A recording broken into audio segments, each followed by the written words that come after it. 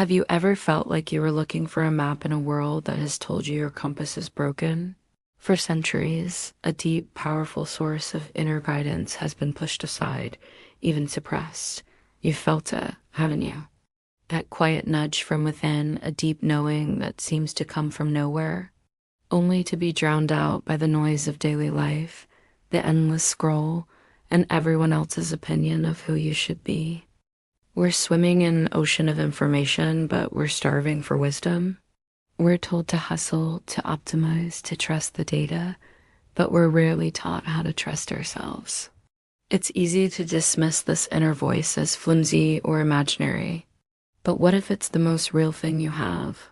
This isn't just another pep talk about intuition. This is an invitation to reclaim the lost wisdom of Sophia and to discover that the compass was never broken. It's been inside you all along. So who is this Sophia? The name itself is Greek for wisdom, but this isn't the cold, hard wisdom of a textbook. This is the wisdom of creation, of compassion, of a deep, intuitive connection to life itself. In ancient traditions, especially Gnosticism, Sophia wasn't just an idea. She was a living, divine feminine force. To put it simply, the Gnostics saw Sophia as a divine emanation, a kind of personification of God's own wisdom. In their creation story, Sophia, and her passionate desire to know her source, accidentally kick-started a process that led to the creation of our material world. Her story isn't one of sin, but of a courageous, if imperfect, search for deeper understanding. In her fall, she became entangled with the world she helped create, leaving a spark of her divine light, her wisdom that lives inside all of us. She is the part of you that craves meaning, that learns from mistakes, and that always, yes, always guides you back to your own truth. And this isn't just ancient myth. Sophia represents a universal archetype, a pattern of energy that exists inside every single one of us, regardless of gender. You could think of her as a figure similar to the anima mundi, or the world soul, the living intelligence that weaves through all of nature. Why does she matter so much right now? Because our world is out of balance. For centuries, we've prioritized the external, the logical, the masculine principles of action and getting things done, and those energies are valuable. But without their feminine counterpart, the inner, intuitive, receptive wisdom of Sophia, we end up feeling disconnected, burnt out, and lost. Reclaiming Sophia is about restoring that sacred balance. It's about remembering that true guidance doesn't ever shout. It only whispers, and it's time we learned how to listen. Getting in touch with this deep inner guidance doesn't require some complex, mystical ritual. It's about turning inward with intention, using practices that are both sacred and incredibly simple. It's a journey of reclaiming what's already yours. Let's explore 3 keys that unlock the door to this inner wisdom, to your personal Sophia. For way too long, we have been taught to see the mind as the boss and the body as just the vehicle that carries it around. But your body has a wisdom all its own. It's the physical expression of your subconscious mind, and it never lies. It speaks to you constantly through sensation, that tightness in your chest when you feel anxious, or the warmth that spreads through you in a moment of true joy, that unexplainable gut feeling telling you yes or no.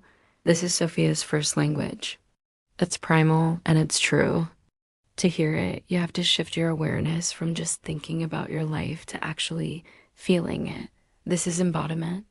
It's as simple as closing your eyes for a moment and asking, what am I feeling in my body right now? Don't judge it. Don't try to fix it. Just notice. Is there a knot in your shoulders? Maybe a flutter in your stomach? Maybe a sense of being solidly on your feet? Your body is an archive of every experience you've ever had, and it's a finely tuned instrument for reading the present moment.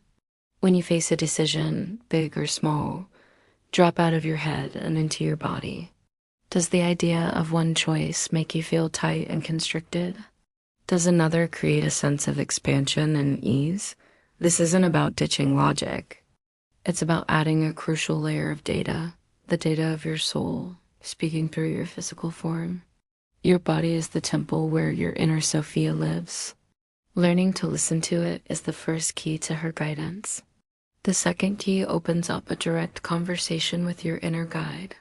I'm not just talking about jotting down what you did today. Intuitive journaling is when you ask a question and then let the answer flow onto the page without censoring yourself, without judging from that deeper place inside you. It's a powerful way to bypass the critical, analytical mind and tap directly into the voice of Sophia. Sometimes the wisdom we need is buried under our own fears and expectations. Writing is a way to dig it up. To start, find a quiet spot with a pen and paper. There's something potent about the physical act of writing. Take a few deep breaths to get centered, and then ask a powerful question. It's that easy. So, a question for you. What's your inner wisdom story? Have you ever had a gut feeling that changed your day, or even your life? The more you notice these moments, the more they happen. But to go deeper, you have to ask the questions your conscious mind might be afraid to catch. Try one of these. If my deepest inner wisdom had a voice, what would she tell me right now? Where am I looking for permission from others instead of from myself? What is one small step I can take today to honor what I know is true? The answers might surprise you. They might feel unfamiliar because they're coming from a part of you that has been quieted for too long. Ask it and just write whatever comes to mind. Don't stop, don't edit, just let it pour out. Why doth thou fear the reaper? This practice isn't about finding a perfect, polished answer. It's about building a relationship. A sacred conversation between your everyday self and the eternal wise Sophia who lives within. We've all experienced that little voice in our head. It just felt so right, but seemed so strange. You go ahead and do the opposite. Later you think, I should have listened. It happens to all of us. Leave us a comment below about one specific time you really should have listened. It helps others to trust. It releases the guilt they feel because they didn't listen either. Now for our third and maybe most essential key, the sacred silence. In our hyper-stimulated world, silence is a radical act. Our minds are constantly buzzing with notifications, to-do lists, and the endless chatter of our own thoughts. Sophia's voice is subtle. It's a quiet knowing, an intuitive flash. If our inner and outer worlds are always loud, we'll miss it every time. Creating sacred silence isn't about forcing your mind to be perfectly empty. For most of us, that's impossible and just leads to frustration. Instead, think of it as creating a space for wisdom to show up. It is very much about intentionally turning down the volume of the outside world so you can tune into the frequency of your soul. This can be as simple as finding 5 minutes in your day. Sit in your car for a moment before you walk into your house. Wake up a few minutes before everyone else. Let's just try it for a second right now. I invite you to gently close your eyes if that feels safe. Take a slow, deep breath in and let it all the way out. Bring your awareness to the sounds around you. Just notice them without judging them. Now shift that awareness inward. Notice the rhythm of your own breath. Feel the weight of your body supported and held. You don't have to do anything.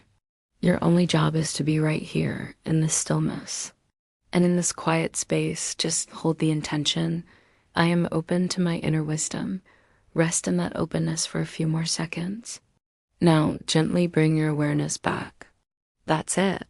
That space you just created, that's the fertile ground where Sophia's wisdom can take root and blossom.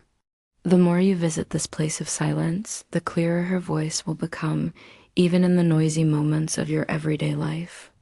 So what happens when you start using these keys? What does it actually feel like to live a Sophia-guided life? The change is profound. It's a slow, steady shift from a life driven by fear and doubt to one led by clarity and self-trust. When you connect with your inner Sophia, you start to navigate uncertainty with a quiet confidence. You will no longer be thrown off balance by every conflicting opinion because you have your own internal compass. Decisions that once felt agonizing become clearer because you learn to consult both your logical mind and your intuitive, embodied knowing. You start to see challenges not as punishments, but as part of your soul's curriculum. Lessons guided by a wise inner teacher. This is about the sacred marriage of the masculine and feminine energies inside you. Your intellect and your intuition stop fighting for control and start to dance together. You learn to honor your need for rest just as much as your drive to act.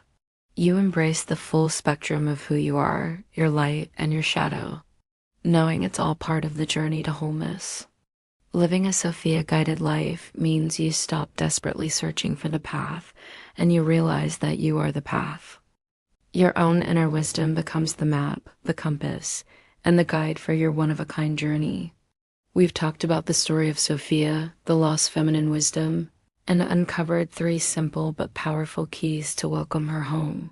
Listening to the wisdom of your body, creating a dialogue through intuitive journaling, and embracing the practice of sacred silence. The most important thing to remember is this: Sophia is not some goddess in the sky you need to pray to. She is not something outside of you that you have to find or earn. She is the divine inheritance that has been waiting patiently inside you for you to turn your attention inward and listen. Her wisdom was never truly lost, only forgotten. And now you have the tools to remember. Embrace this journey with curiosity and kindness for yourself. Start small. Listen to your body today. Write down 1 question tonight. Sit in silence for 3 minutes tomorrow morning. Each small act is a declaration that you are ready to trust yourself again. You are ready to come home. What is one small way you can honor your inner wisdom this week? Share it in the comments below. Your story could be the spark that helps someone else find their own way. And if this resonated with you, please like this video and subscribe for more explorations into your inner world. Thank you for being here with me.